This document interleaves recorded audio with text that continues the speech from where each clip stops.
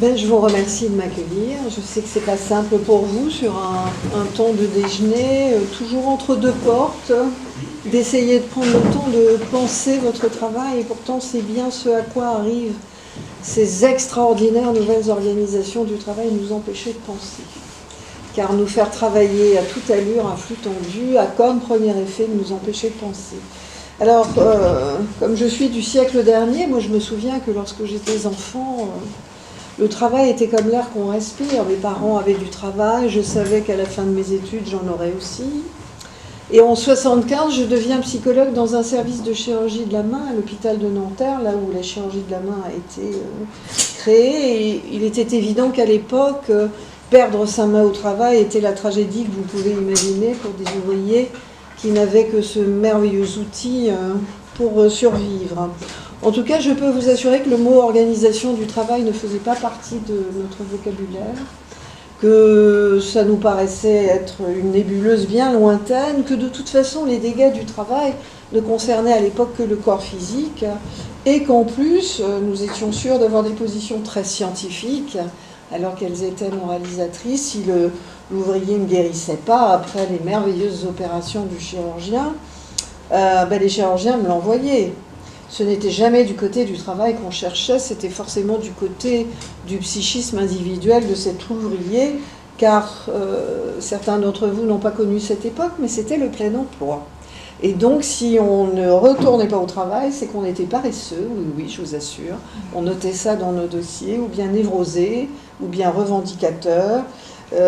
Quant à moi, je faisais un petit effort, je sortais mon tiroir de psychanalyse, donc je cherchais les conflits intrapsychiques, la sinistrose, les bénéfices secondaires à obtenir une rente en accident du travail. Voilà, et le temps passe et au fur et à mesure, ce service de chirurgie de la main va recevoir de nouvelles lésions de la main parce que le monde du travail évolue, les machines évoluent, les organisations du travail évoluent. Et en 85, alors que nous sommes une équipe de pointe pluridisciplinaire, avec cette chance extraordinaire de pouvoir consulter à côté du chirurgien dès la première consultation, nous ne savons toujours pas ce qui se passe dans le monde du travail. Et quand les femmes qui ont été opérées d'un canal carpien, intervention extrêmement simple, reviennent au bout de 6 mois avec une récidive de leur canal carpien, dû bien évidemment, les chirurgiens le confirment, aux hormones de la grossesse ou de la ménopause, mais pas du tout au fait qu'une ouvrière peut visser 27 bouchons par minute. Les chirurgiens qui voient revenir toutes ces femmes auxiliaires de puériculture, femmes de ménage en milieu industriel, caissières de supermarché, avec 6 mois plus tard le même canal carpien, me les envoie en disant « Mais Marie, cherche du côté du psychisme, il se passe quelque chose. » Et je suis très très motivée, je cherche le départ des enfants de la maison, puisqu'elles arrivent à la cinquantaine, l'usure du couple, la ménopause. Ne souriez pas, parce qu'en 85, on en était là et j'en étais là aussi. Je ne savais pas du tout, mais probablement parce que les scanners n'existaient pas encore, qu'une caissière scanne 1 tonne par heure, maintenant que les scanners sont en place. Je ne savais pas non plus que la division sexuelle du travail relègue toutes ces femmes qu'on dit peu qualifiées à des savoir-faire naturalisés, parce que mesdames, je vous le rappelle, vous avez des chromosomes pour passer l'aspirateur, faire le ménage et faire tourner la machine à laver. Tous ces métiers étant attribués à la dite nature féminine, la prise en charge de la saleté, des enfants, des vieillards, des patients, étaient des métiers très peu reconnus. C'est bien évidemment, parce que je suis un peu têtue et étant petite fille de bergère piémontaise, je préfère les chemins de l'eau aux frontières officielles. Et donc quand je ne comprends pas un patient, je n'essaye pas de le faire entrer à toute force dans mes cases théoriques et cliniques. J'essaye de comprendre ce qui lui arrive avec une fraîcheur que n'ont pas toujours les gens de mon métier. Et à l'époque, en 85, quand ces femmes arrivent épuisées avec ce qu'on n'appelle pas encore des TMS, je me souviens que Christophe Dejour, que j'ai croisé à l'Institut de psychosomatique, où nous avons été formés tous les deux, a vaguement créé une chaire de je ne sais pas encore très bien quoi, mais qui parle du travail, et donc c'est lui que j'appelle. Et c'est lui qui me fait tomber dans cette extraordinaire marmite de la psychodynamique du travail. Donc bien sûr que le travail est une rencontre entre qui nous sommes et ce qu'on nous donne à faire, et que si les directions, certains médecins peuvent si facilement invoquer la personnalité de celui qui travaille pour exonérer les conditions de travail, c'est bien évidemment que nous allons puiser dans notre enfance, dans notre histoire familiale et dans nos motivations personnelles du choix du métier pour tenir le métier que nous faisons. Et donc on peut toujours, si le salarié s'investit soi-disant trop au travail, émettre l'hypothèse qu'il a un besoin éperdu de reconnaissance qu'il n'a pas trouvé de la part de son père ou de sa mère. Si un salarié a des difficultés avec l'autorité de son N+1, on peut toujours aller chercher du côté de l'Oedipe et se dire qu'il a eu une mauvaise relation avec la figure paternelle. Mais encore une fois, est-ce qu'on peut dire à l'ouvrière qui vise 27 bouchons par minute que son Oedipe y est pour quelque chose et qu'il suffirait de faire du tai chi pour que son poignet aille mieux? Est-ce qu'on peut dire au salarié harcelé qui tient sur son poste parce qu'il faudrait qu'il soit fou pour démissionner et perdre ses droits sociaux, que quand même il doit être un peu masochiste pour avoir tenu si longtemps une situation aussi douloureuse? Et est-ce qu'il faut vraiment, mesdames, aller chercher du côté du masochisme féminin décrit par Freud pour expliquer que vous êtes toujours payé 25% de moins que vos homologues masculins? Voilà, il y a un moment où on va le voir, lorsqu'on prend en charge les psychopathologies liées à des violences collectives, c'est-à-dire des violences exercées par des êtres humains sur d'autres êtres humains, il y a des moments où quand on va chercher dans ces théories habituelles pour les appliquer de force aux patients, on exerce une maltraitance théorique extrêmement douloureuse qui laisse à penser au salarié en souffrance au travail qu'il est en souffrance pour qui il est et non pas pour le travail qu'il fait. Et donc il faut faire attention, encore une fois. Très vite, nous avons compris que le corps que nous engageons dans la tâche de travail, c'est sûrement pas celui dont rêve l'organisation du travail. L'organisation du travail, elle veut un corps à l'énergie linéaire, disciplinarisé, si possible sans rythme physiologique et biologique, sans émotion, sans faille, sans affect. Si en plus ce corps pouvait ne pas manger, ne pas dormir, ce serait encore mieux. D'ailleurs, l'armée américaine est en train d'étudier l'hormone fabriquée par ce petit oiseau dont j'oublie toujours le nom, qui arrive à voler 15 jours d'affilée sans dormir, parce que si on pouvait synthétiser cette hormone, la donner aux soldats et pourquoi pas aux salariés, ce serait bien évidemment extraordinaire. Vous entendez bien que pour moi qui suis psychanalyste et qui m'intéresse pas simplement au corps biologique, mais au deuxième corps, le corps de l'émotion, des affects, celui que nous appelons le corps érotique, regarder les choses du côté de l'organisation du travail, c'est se dire que le travail ne veut qu'un corps qui soit un moyen, alors que je ne m'occupe que du corps qui est une origine.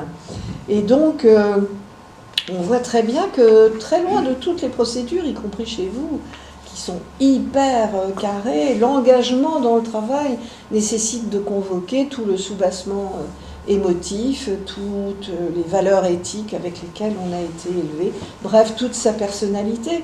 Et que comme le dit très très bien Christophe Dejour, travailler, c'est pas seulement produire, c'est se produire, c'est en tout cas important, si on veut comprendre pourquoi les gens tombent malades à cause de leur travail, de se souvenir à quoi sert le travail. Si vous n'avez pas de théorie du travail, vous ne comprendrez pas pourquoi tous les jours un agriculteur se tue, tous les 2 jours un policier, toutes les semaines un soignant. Et malheureusement, les enseignants sont en train de rejoindre cette triste cohorte des gens qui veulent juste que ça s'arrête et qui sont dans de tels états qu'ils finissent par voir le suicide comme une libération. Extrêmement important qu'on n'a pas à ce jour trouvé quoi que ce soit pour remplacer le travail comme pacificateur individuel et social. Tout à fait irremplaçable.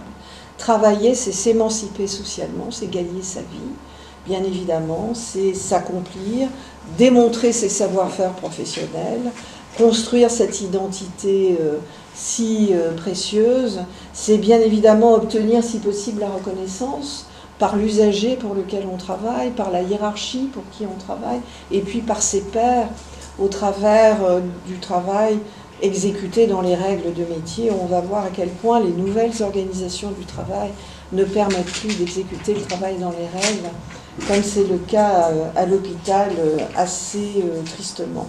En tout cas, on l'a vu dans le démarrage de l'installation, le travail, c'est essentiellement ce que vous rajoutez pour combler l'écart entre le prescrit, ce qui est écrit sur votre fiche de poste, ce qui est écrit sur vos process, et puis la vraie vie, les vraies salles, avec les boutons qu'on ne trouve pas, les nouvelles technologies.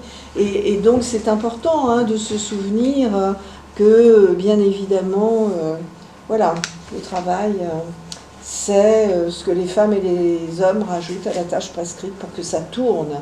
Le travail, c'est aussi, où cela a longtemps été le lieu où on sortait de chez soi pour être utile au monde et aller apprendre la solidarité et le vivre ensemble. On va voir que les nouvelles organisations du travail, implantées par les 4 grands cabinets américains, ont produit une désolation dans le monde du travail assez effrayante. En tout cas, vous l'avez compris, il n'y a pas de neutralité possible vis-à-vis du travail. Nous engageons toute notre subjectivité pour arriver à bien travailler et toutes les lois sur la déconnexion ne permettront pas de déconnecter le cerveau de celui qui rentre à la maison avec un patient qui n'a pas réussi à calmer, avec un dossier qui continue à poser problème ou avec une fuite dans une centrale nucléaire. Le travail, ça nous travaille jour et nuit, ça nous empêche de nous endormir, ça nous réveille la nuit, ça nous occupe la pensée tant qu'on n'a pas trouvé la solution. Le travail, en tout cas, ne peut pas du tout être neutre. Et bien évidemment, dès les années 90, les ouvriers, les salariés que je vais voir arriver à ma consultation vont arriver avec de nouvelles pathologies et notamment ces tableaux de temps de guerre, ce tableau de stress post-traumatique qui est le triste tableau de ceux qui ont vécu les attentats du Bataclan, de nos soldats qui reviennent d'Irak ou d'Afghanistan, c'est-à-dire le tableau des gens qui ont été confrontés à la mort. Et ces tableaux de temps de guerre sont tellement impressionnants.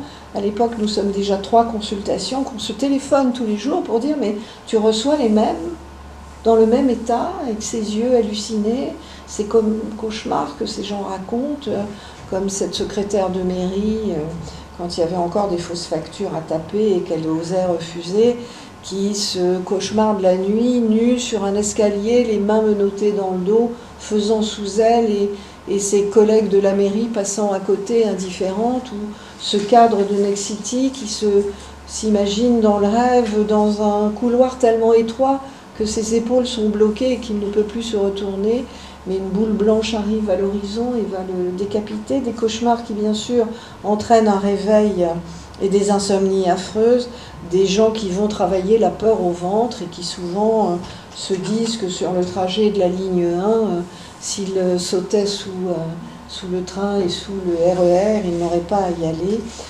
Des gens qui vous racontent que dans la rue, quand ils croisent quelqu'un qui a le parfum du N+1, ils font une crise d'angoisse, qu'ils sont obligés de faire demi-tour et de rentrer chez eux.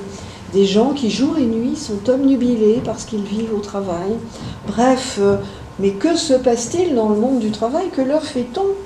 Et parfois, l'un d'entre eux, peut-être plus courageux ou plus inconscient que les autres, me tend le guide de management interne en vigueur dans les tours de la Défense du 92, le département le plus riche de France. Et là, je découvre dans celui-ci, par exemple, que vous trouvez en ligne sur le site Souffrance et Travail, si vous avez envie de le lire, les techniques de management qui se diffusent dans les entreprises. Et les pathologies présentées par ces patients-là ressemblent beaucoup plus, vous vous en doutez, à des pathologies liées à des violences collectives orchestrées qu'à des névroses individuelles singulières ou à des mauvaises rencontres de pervers narcissiques qui auraient proliféré partout. Et donc je vois bien que l'utilisation de ma théorie habituelle, qu'est-ce qui s'est passé dans votre enfance, comment vivez-vous les relations avec vos parents, tombe comme un cheveu sur la soupe, et que je dois là me référer à d'autres manières de faire. C'est donc du côté des travaux de François Sironi, qui est expert à la Cour pénale international et qui dirige le centre Primo Levi et qui s'occupe de victimes de torture, que je vais me tourner pour comprendre ce qu'il faut faire avec ces salariés-là. Ce sont, en tout cas, on le voit bien, des pathologies de la solitude prescrites, hein. Car ce que dit Peter Kruse dans Change Management, dans le management par le changement ou par le chaos, c'est que dans une macroéconomie mondiale où celui qui réussit n'est plus comme autrefois le plus titré ou bien le plus fort physiquement mais le plus rapide, hein, celui qui va attraper la niche économique qui se libère avant les autres entreprises, eh bien le management doit changer, il ne peut plus être le même. Pour faire changer les salariés rapidement vers la nouvelle organisation du travail, et je pense que c'est ce qui vous arrive régulièrement, il faut utiliser deux types de management. Il faut trouver des managers charismatiques, mais apparemment ça ne se trouve pas si facilement. Ou bien il faut mettre en place un management par la peur. C'est écrit de manière tout à fait textuelle. Et alors comment fait-on, puisque Peter Kruse est neurophysiologiste, pour faire de l'homme avec du rat, eh bien on applique les mêmes théories aux hommes qu'aux souris. Si on stimule électriquement trop fort une souris, elle va se plaquer au sol et ne plus avancer. Donc il faut la stimuler de manière non excessive, la peur, mais pas la terreur. Comment fait-on peur aux salariés? Eh bien, vous allez très bien reconnaître, hein, dans les techniques que je vais vous énumérer, celles qui se sont mises en place absolument partout. D'abord, quand le salarié revient de vacances fin août, il faut lui coller 20% d'objectifs supplémentaires en septembre à atteindre, histoire qu'il se remobilise sur sa tâche de travail. Et s'il les a atteints en décembre, on va les rajouter aux objectifs prévus jusque-là, quitte à les augmenter aussi en cours d'année, n'est-ce pas? Il faut que la carotte et le bâton reculent sans arrêt. Il faut surtout casser les collectifs de travail en embauchant des gens de statuts différents, des titulaires, des CDI, des CDD, des intérimaires, parce que ces gens-là vont bien entendu ne pas du tout arriver à créer du vivre ensemble et rentrer dans la lutte. Il faut aussi bien évidemment introduire l'entretien d'évaluation individuelle et puis si possible le benchmarking, la rivalité entre les gens, parce que c'est aussi comme ça qu'on va briser ces solidarités. Il faut éloigner les services supports qui à l'époque s'appellent encore la comptabilité et le service du personnel. De nos jours, la comptabilité peut être en Pologne et le RH en Patagonie, et donc vous voyez à quel point c'est compliqué d'aller demander de l'aide dans ces services. Il faut aussi, surtout, le précise Peter Kruse, dans une économie mondialisée, mettre en place ce qu'on appelle le pilotage par l'aval, c'est-à-dire supprimer de l'organisation du travail tout ce qui n'est pas payé par le client. Et donc il faut lisser. Il faut mettre en place du lean management qu'on a mis en place dans les hôpitaux, puisque en supprimant les lits d'hospitalisation, on a supprimé, bien évidemment, les possibilités pour tous ceux qui arrivent aux urgences d'atterrir ailleurs que sur un brancard dans les couloirs avec 2 infirmières pour s'occuper de tout ce monde-là. On voit comment ce lean management qui se met en place dans des organisations du travail et dans des entreprises où, comme le dit très bien Pierre-Yves Gomez dans son fabuleux livre « Le travail invisible », il ne s'agit plus de gagner l'argent du travail, où là, le travail peut encore être mis en commun par tout le monde dans l'entreprise. Si par exemple vous fabriquez de magnifiques hélicoptères, eh bien le manutentionnaire qui range les pièces dans l'atelier et le PDG de l'entreprise peuvent partager l'orgueil et la fierté de travailler pour cette belle entreprise qu'on connue mondialement. Je pense que ça a été le cas chez EDF pendant longtemps. Lorsqu'il s'agit de rendre 10% de dividendes à des actionnaires, il s'agit donc effectivement de supprimer de l'organisation du travail tout ce qui ne sera pas payé par le client et qui risquerait d'augmenter les coûts. Vous comprenez, dans le privé comme dans le public, vont se mettre en place ces pilotages par l'aval auxquels vous participez en tant que consommateur. Vous allez faire vos courses dans des supermarchés où il n'y a plus de caissière, c'est vous qui pesez. Vous allez à la poste peser vos paquets et taper vos étiquettes. Et quand vous réservez un billet d'avion, vous le faites de votre ordinateur, vous enregistrez votre valise et vous imprimez ou pas votre carte d'embarquement. Vous faites le travail de tous les gens qu'on a licenciés dans les compagnies d'aviation, à la poste et dans les supermarchés. Le pilotage par l'aval, c'est ça, c'est laisser aux salariés au bout de la chaîne, et même aux consommateurs, tout le travail qui a été enlevé aux gens qu'on a licenciés dans l'organisation du travail. Ce lissage, vous vous en doutez, a eu comme conséquence de sacrément modifier la place du travail et sa définition dans les entreprises. Ce que dit très bien Peter Kruse, c'est que dans cette macroéconomie mondiale, où les fonds d'investissement ont pris la main sur le pouvoir politique, les outils qui servent à décrire votre travail sont les outils des financiers, des contrôleurs de gestion et des DAF. Ce sont les tableaux de bord, ce sont les lignes comptables, qui sont les seuls outils qui servent à décrire votre travail. Partout, à la PHP, le DRH, il a un grand tableau de bord central avec le taux d'occupation de tous les services en termes d'effectifs. Et si, mardi matin, il manque 2 infirmières dans le service de néonat, ce qui est embêtant parce que c'est dangereux pour les prématurés et on est surtout en dessous du taux juridiquement défendable d'effectifs, eh bien il faut boucher ce trou. En euros, si on est à un taux et à effectif plein, eh bien on va aller prendre les 2 infirmières d'urologie qu'on enverra pour la journée en néonat. Le tableau de bord est à nouveau parfait dans les clous, les chiffres sont bons, sur le plan juridique, la PHP est protégée. Les 2 infirmières d'urologie ne connaissent pas les dosages pédiatriques, ne savent pas piquer des prématurés. C'est comme ça qu'au CHU de Toulouse, plusieurs d'entre elles sont passées à l'acte suicidaire parce qu'on leur avait confié des bébés qui sont morts dans la journée de leur grande prématurité, mais dont elles étaient persuadées qu'elles avaient précipité le décès.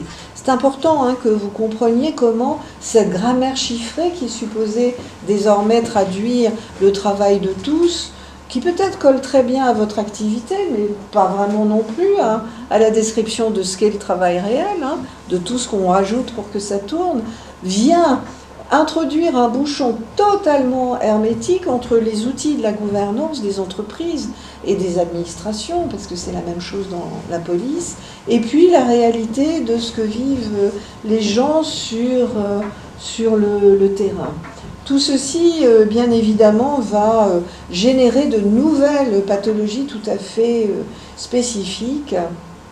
Et vous voyez bien qu'écouter le patient raconter ce qu'il vit désormais dans les organisations du travail, sans faire cesser cette violence, sans le sortir immédiatement de cette situation pathogène, devient impensable, que du coup, dans nos consultations, le recours à l'avocat est quasi immédiat dès le début de la prise en charge, et que pour nous, les gens harcelés ne sont plus, comme le disaient les psychiatres de l'époque, des petits paranoïaques ou des salariés fragiles qui ne supportent pas le monde moderne.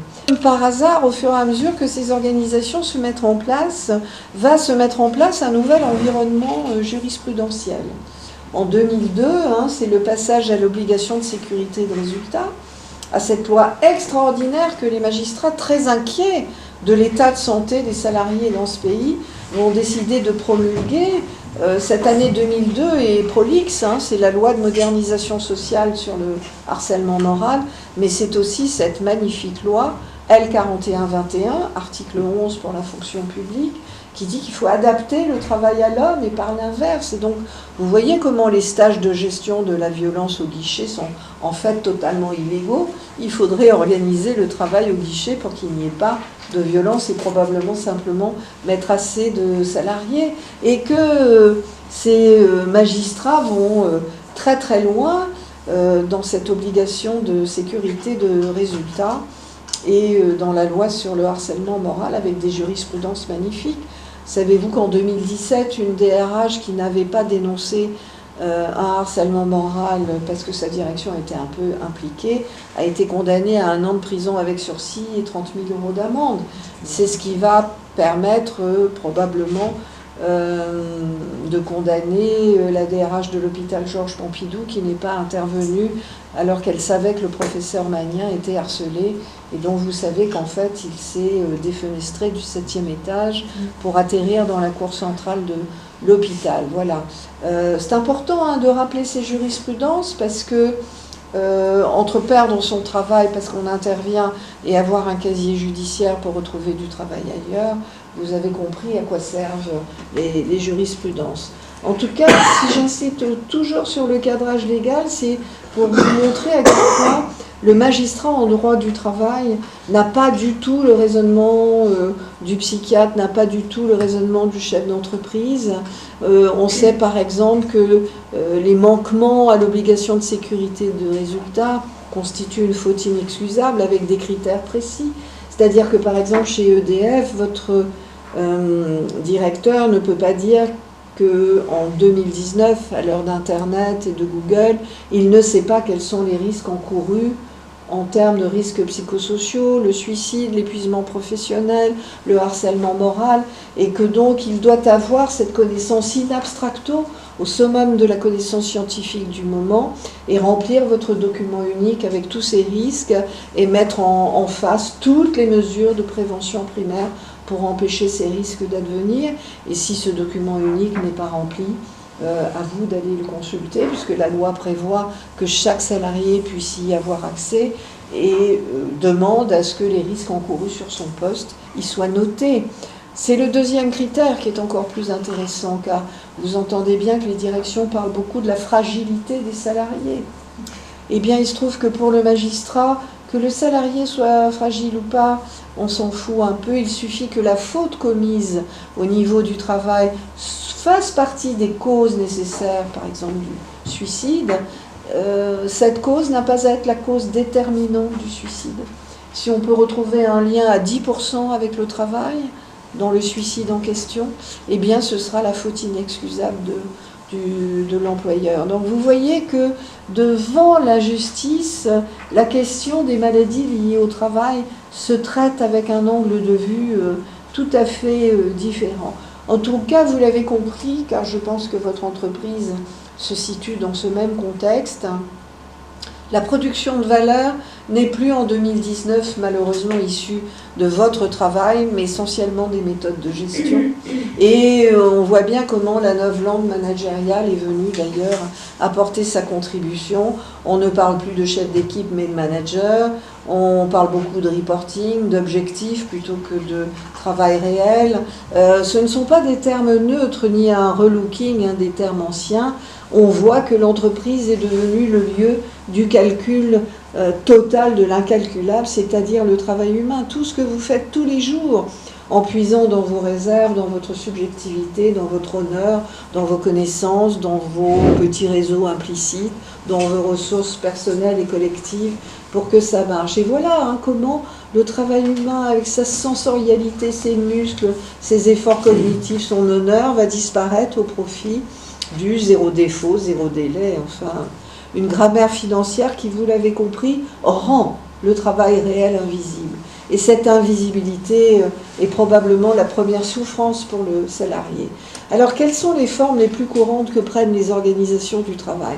Nos inspecteurs du travail en font la liste chaque année.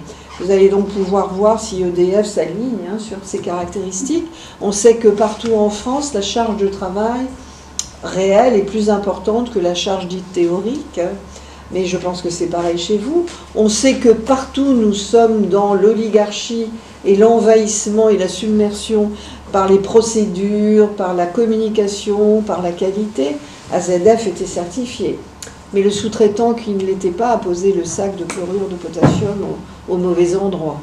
L'individualisation, bien sûr. Comment fait-on pour séparer des collectifs de travail ? Eh bien, on évalue le travail de manière individuelle, y compris quand il ne peut pas s'exécuter autrement que collectivement. Bien évidemment, on le sait, le management est devenu beaucoup le management des objectifs à atteindre, plus que de la complexité même du travail, laissant le salarié seul sur le terrain avec les impasses, les dysfonctionnements, les folies. Partout, l'informatisation qui est un progrès extraordinaire et qui aurait dû nous dégager du temps pour faire plein d'autres choses, est devenu un envahissement supplémentaire avec des délais raccourcis, des reportings démultipliés, une surcharge de demandes par mail, la notation des clients, la géolocalisation, le suivi instantané des objectifs. Vous savez qu'aux États-Unis, on songe à supprimer les entretiens individuels, chronophages et très coûteux. De toute façon, vous êtes connectés jour et nuit, donc on sait ce que vous faites, à quoi ça sert les entretiens individuels. Et puis surtout, et là on retrouve le guide de management du docteur Peter Kruse, le management par le chaos. Que dit Peter Kruse en 1996 ? Si vous voulez transformer un salarié très compétent, qui a des diplômes, des titres, qui travaille depuis longtemps dans l'entreprise, qui sait ce qu'il faut faire pour que le travail tourne, en novice permanent qui ne pourra plus s'opposer à ce que vous mettez en place, eh bien il faut changer l'organisation du travail tout le temps. Tous les ans, puis tous les 6 mois, puis tous les 3 mois. Et c'est bien parce que du coup les syndicats courent derrière en se demandant qu'est-ce qu'on est en train de mettre en place. Et le temps qu'ils aient compris ce qu'on a mis en place, c'est un nouveau truc qui est mis en place.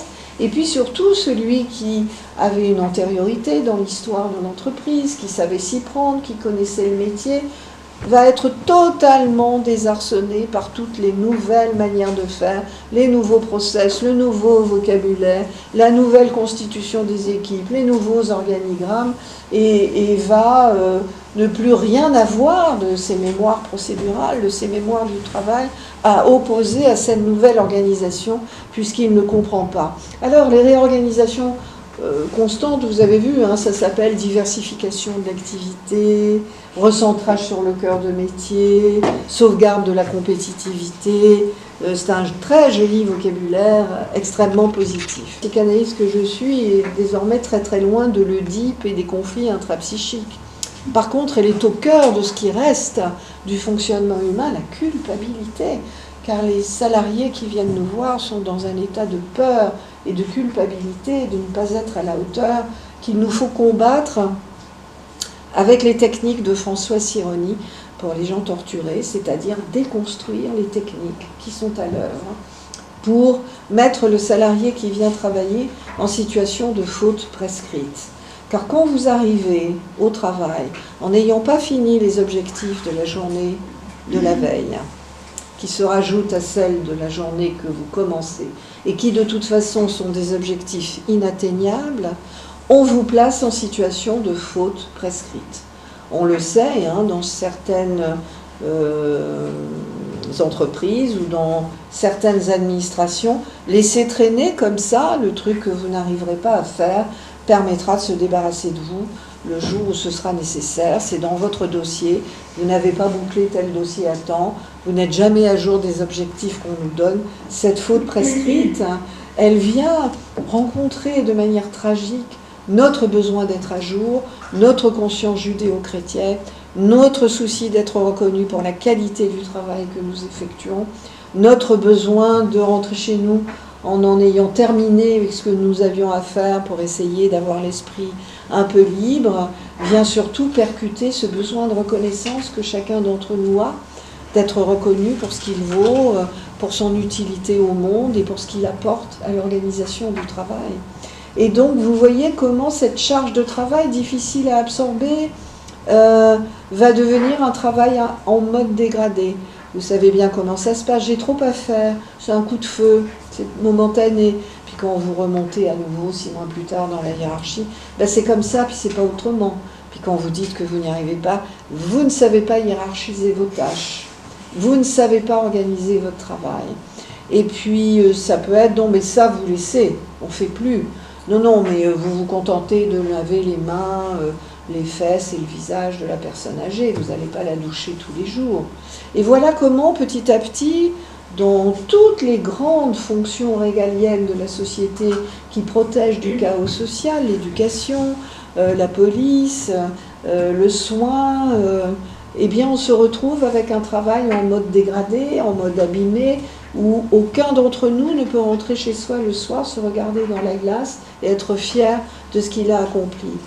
Ai-je besoin de vous dire que du coup, partout, les exigences émotionnelles ont explosé, car quand vous êtes une des 2 infirmières aux urgences toute seule, avec 80 brancards dans les couloirs, vous imaginez la masse de violence, d'agressivité, de demandes implorantes qu'on s'occupe enfin de ma vieille mère qui attend depuis 2 heures et qui s'est fait sur elle parce qu'on n'a pas obtenu de quoi l'emmener aux toilettes. Vous imaginez les exigences émotionnelles des salariés dans ces situations-là? Quant à l'autonomie et aux marges de manœuvre qui étaient celles des cadres dans ce pays il y a encore 10 ans, les procédures sont devenues tellement corsetées, tellement chorégraphiées, que même à l'hôpital, et je prends volontairement le cas de figure d'un autre lieu pour vous montrer que c'est pareil que chez vous, un opérateur, puisqu'on l'appelle comme ça maintenant, doit opérer en temps de temps avec le protocole d'intervention donné par la haute autorité de santé, et quand il est en retard, le chirurgien qui attend dans le couloir avec l'autre patient va se charger sur le plan caractériel de lui faire sentir qu'il est nul. C'est important, hein. J'ai été opérée à la Pitié-Salpêtrière il y a 5 ans d'une très grosse intervention en neurochirurgie. Et le lendemain de l'opération, l'infirmière qui se consacre au premier pansement, qui est toujours très long, était là en train de traficoter des trucs dans ma nuque, quand tout d'un coup une sirène retentit dans la pièce. Et je lui demande c'est quoi, c'est un patient énervé qui vous appelle. Non, non, c'est un dispositif mis en place par la direction pour qu'on accélère nos pansements. Alors bien sûr, là je ne vais pas vous lâcher pour aller l'éteindre, il est au pool de soins pour ne pas me contaminer. Et donc on a supporté la sonnerie stridente pendant 45 minutes. Et vous nous dites, mais quelle est la personne qui dans des bureaux de méthode s'est dit il faut qu'en neurochirurgie, on aille plus vite, hein. Et donc, on va leur coller, je ne sais pas, les trompettes de Jéricho dans les oreilles, comme ça, elles vont accélérer. Le surlendemain, le chirurgien qui m'avait opéré, mais qui avait aussi extraordinairement opéré la personne à côté de moi, en lui mettant en place un exosquelette du crâne imprimé en 3D, hein, le summum de la science du moment, s'agenouille quasiment au pied de la patiente en lui disant « il faut que vous sortiez ». Parce que si vous ne sortez pas, opéré depuis 48 heures, hein, la prime du service va sauter. C'est-à-dire que le service a la prime à... Vous voyez ce que c'est le pilotage par l'aval, même dans les hôpitaux, quoi. Il faut que ça dépote, il faut faire des économies de journées d'hospitalisation. C'est partout comme ça. Alors, vous imaginez à quel point toutes ces manières de faire vont impacter le soutien social, la coopération dans un lieu de travail, à quel point le vivre ensemble. Qu'est-ce que vous voulez qu'il y ait comme solidarité, comme vivre ensemble à Pôle emploi, où toutes les pauses café sont prises en alternance, ce qui fait que vous vous dites bonjour sur le trottoir en arrivant et au revoir en partant, mais vous ne croisez plus jamais les collègues sur le lieu de travail. Quant au manque de reconnaissance et au sentiment d'inutilité du travail effectué de cette manière-là, ai-je besoin de vous dire que cela est terrifiant. Je zappe la difficulté de conciliation avec la vie familiale et professionnelle. Je disais à vos collègues en arrivant que mes enfants sont à l'étranger, que mes cadres sud français sont partis au Canada, finissent à 17h30, que ma fille est journaliste à Amsterdam et que quand ma petite fille est malade, comme on ne donne pas d'antibiotiques, jamais, sauf en cas de septicémie, on renvoie les 2 parents en télétravail à la maison et qu'on finit à 17h parce qu'il y a une vie après le travail et que le présentéisme demeure une maladie française liée à une organisation du travail au masculin où l'engagement viril vis-à-vis du travail, le signe qu'on est corporate. Ai-je besoin de vous dire que ce travail en mode dégradé dans de telles conditions va créer ce qu'on appelle les conflits éthiques, hein, les conflits de valeurs. Mais qu'est-ce que c'est que le travail qu'on me demande de faire? Je ne m'y reconnais pas. Je suis obligée de faire sortir les gens de l'hôpital. Je suis obligée d'avoir des durées de séjour de plus en plus raccourcies parce que ça coûte cher. À mon époque, mon mari était chirurgien orthopédiste, une prothèse de hanche restait 3 semaines à l'hôpital. Maintenant, elle rentre le matin, elle sort le soir. Vous voyez l'impact de la macroéconomie mondiale sur le fonctionnement de notre travail au quotidien. Dans la fonction publique, dont le statut est sur les bureaux des ministères et va disparaître, comment l'insécurité peut être permanente même dans des métiers dont on était si sûr autrefois. Comment vais-je tenir jusqu'à la retraite un rythme pareil, Autant de facteurs qui vont être à l'origine, mais c'était un peu fait pour, si vous lisez le guide du docteur Peter Kruse, pour semer la zizanie dans les équipes, casser les solidarités, générer beaucoup de conflits, car quand votre travail dépend de la vitesse de la personne qui travaille avant vous, si elle ralentit et que vous êtes à flux tendu, vous allez lui en vouloir. L'infirmière qui fait un burn-out, qui s'absente et qui revient, il y a 30 ans, on l'accueillait en disant « tu prends ton temps, hein. Je suis là, je te remplace, maintenant elles étaient bien tes vacances, tu as profité ». Et là, vous voyez comment ces organisations du travail ont réussi l'exploit de totalement fracasser, encore une fois, la solidarité. Ça va arranger beaucoup de gens de dire que tout ce qui se passe dans le monde du travail, c'est des conflits de personnes. C'est des gens qui ne s'entendent pas, qui se bouffent le nez, qu'il faut introduire de la médiation, qu'il faut aller voir les difficultés personnelles de toute cette affaire. Alors je vous pointerai quelque chose qui, malheureusement, à mon avis, vous arrive aussi, une triple accélération qui est assez terrifiante et qui vient nous kidnapper et nous empêcher de penser, une accélération technique foudroyante, avec des innovations dans tous les domaines, mais dans le vôtre aussi, une accélération du changement social, avec la mutation des institutions, de la famille, du travail, et puis une accélération du rythme de vie qui touche à l'expérience que nous avons au quotidien du rythme dans lequel nous avons la sensation de vivre. Et voyez ce que dit Françoise Sironi, les individus qui développent des problématiques psychologiques ou psychopathologiques spécifiques au lieu d'interface entre les mondes culturels, politiques, sociaux et religieux sont de réels témoins et des porte-paroles des malaises collectifs, contemporains ou en devenir. Ils sont souvent les précurseurs de problématiques culturelles ou sociales émergentes. Et par l'expression de symptômes individuels, ils rendent apparent ce qui, du collectif, est encore enfoui. Et dans ce cas de figure, il faut bien évidemment se garder de psychologiser ces problématiques contemporaines et de les réduire à des déterminants individuels. Alors, vous l'avez compris, le type de pathologie que va engendrer ce type d'organisation du travail est très particulier. Parce que ce sont des pathologies induites par des systèmes organisationnels, mais mis en place par des êtres humains, sur d'autres êtres humains. Et donc on ne peut pas les réduire aux pathologies qu'on nous enseigne dans les études de psychiatrie. Il faut faire très très attention donc aux outils dont on se sert. En psychopathologie du travail, on définit deux grandes familles de maladies liées au travail. Les pathologies de surcharge, ça ne vous étonnera pas, mais bien sûr les pathologies de l'isolement. Du côté psychique, vous allez avoir le stress banal, dont il faudrait pourtant s'occuper dès qu'il apparaît, puisque la loi dit qu'il faut adapter le travail à l'homme. L'anxiété montante qui ne va pas s'arranger si on ne retourne pas sur l'organisation du travail pour y placer des marges de manœuvre. Des troubles cognitifs. Et on va faire une toute petite expérience. Qui ici, levez la main, n'a aucun problème de mémoire, de logique et de concentration?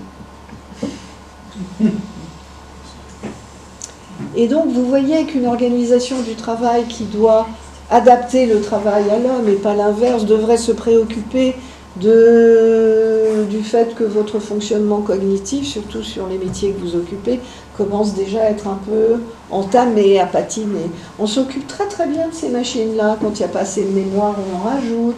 Quand ça tombe en panne, on les envoie réparer. On en met des neufs à la place. On ne s'occupe absolument pas du cerveau des êtres humains, qui est pourtant ce qui produit le contenu du travail. Beaucoup aussi de ce qu'on appelle les pétages de plomb, c'est-à-dire les crises psychiques aiguës sur les lieux du travail qui ont tellement préoccupé les médecins conseils de la Caisse nationale d'assurance maladie qu'en 2011, ils ont sorti une lettre réseau sur l'ESA, état de stress aigu. Si, après une algarade, une altercation, un entretien d'évaluation trop musclé, une humiliation publique, c'est-à-dire un fait précis, identifié devant témoins sur les lieux du travail, vous faites un malaise, vous vous évanouissez, vous éclatez en sanglots, vous avez un vertige, vous faites une poussée d'hypertension ou au contraire une poussée d'hypotension, eh bien, ce doit être déclaré en accident du travail, en ESA, état de stress aigu. Vous avez bien sûr le syndrome d'épuisement professionnel ou burn-out, et à flux tendu toute la journée, sans pause, sans répit, ou en tout cas vraiment avec une intensification, une accélération des tâches. Vous fabriquez du cortisol en excès. Ce cortisol qui n'a pas le temps de redescendre à des niveaux supportables pour l'organisme humain, il va aller se nicher sur vos articulations, vos muscles, il va déclencher les myalgies, les douleurs que vous commencez à avoir quand le travail devient trop dur, j'ai un peu mal partout, des douleurs bizarres, et puis des tendinites que j'avais pas avant, une arthrose galopante alors qu'on n'est pas si vieux que ça, et puis qu'on fait pas un métier physique. Il va aller se nicher sur le cœur et il provoque des infarctus du myocarde, bien sûr, 45% d'augmentation de l'infarctus chez les femmes depuis 4 ans. Alors pas simplement parce que, mesdames, vous buvez et vous fumez comme les messieurs, mais parce que vous avez toujours la double journée à charge et que l'organisation du travail ne veut pas en entendre parler et vous demande un vrai présentéisme si vous voulez faire carrière. Ce cortisol va aller solliciter votre pancréas et déclencher les diabètes insulinodépendants, le syndrome métabolique, la prise de poids de 10 kg dès qu'on monte en grade et qu'on a des responsabilités supplémentaires, parce que pour tenir, il faut manger du gras et du sucre. Et puis, on le sait maintenant, il va aller se nicher sur le cerveau et déclencher des dépressions inflammatoires, purement organiques, absolument pas psychiques, qui vont produire ces tableaux d'épuisement professionnel. Donc, vous voyez que le prix à payer en termes de santé, qui est très connu aux États-Unis et au Japon, où il n'y a pourtant pas de médecine du travail, mais où les procès obligent les assureurs à remettre des marges de manœuvre dans l'organisation du travail, le prix à payer pour ces nouvelles organisations du travail est très lourd. Mais la construction de l'ignorance est tellement à l'œuvre. On dit tellement qu'il n'y a pas de chiffres, on dit tellement que toutes ces maladies, on ne sait pas si c'est dû au travail, on dit tellement que c'est le salarié fragile, alors que c'est le plus solide, celui qui s'engage, qui va tomber malade. On dit tellement que de toute façon ce salarié français ne pense qu'à ses congés, ses RTT, alors que nous sommes 4e en productivité horaire au rang mondial. On dit tellement de choses pour, bien évidemment, nous laisser à penser que c'est nous qui n'allons pas, et non pas le monde dans lequel on nous fait travailler. En tout cas, ce travail-là est un travail aliénant parce que c'est celui dans lequel je ne peux plus engager mon intelligence, parce que je ne fais que revenir du travail très appauvri intellectuellement, appauvri affectivement, parce que j'y suis seule, et puis parce que ce travail est tellement cadré, procéduralisé. Ces infirmières qui rentrent dans la salle avec sur le chariot de pansement l'ordinateur et qui, sans vous regarder, vous demandent à combien vous avez mal, Madame Pesé, entre 0 et 10. Comme on a supprimé la morphine dans les services, qu'il n'y a pas de médecin pour la prescrire, un peu énervé, vous répondez à 12. Mais comme l'infirmière est épuisée, elle essaye de rentrer le 12 dans le logiciel qui ne va pas au-dessus de 10. Et chacun, la tête dans le guidon, finit bien évidemment par ne plus réfléchir et par ne plus être que dans du tenir. Et tenir n'est pas qu'un vain mot ni une expression. Tenir, ça engage le tonus postural, il faut rester debout. Tenir, ça engage les chaînes postérieures qu'il faut forcer à fonctionner. Ça engage le métabolisme, ça engage la résistance organique et la résistance psychique, ça engage nos règles de métier, notre socle éthique. Je dois tenir parce que je ne peux pas lâcher les gens, je dois continuer à faire les pansements, je dois faire tenir ma société, c'est important. En tout cas, on le voit partout, dans tous les secteurs socio-professionnels, ce travail en mode dégradé, ce travail dans lequel je ne me retrouve pas, qui n'a plus de rationalité, même si on m'explique que pourtant il est devenu hyper rationnel, ce travail m'empêche de penser. Et ce travail est en train surtout, c'est une évidence de vous le dire, de se retourner contre nous, de se retourner contre notre planète, de se retourner bien évidemment contre la culture et contre la civilisation, supposé être le résultat du travail des femmes et des hommes. Voilà, je vais m'arrêter là et vous laisser, si vous voulez bien, me poser des questions afin qu'on puisse prendre le temps de discuter tous ensemble.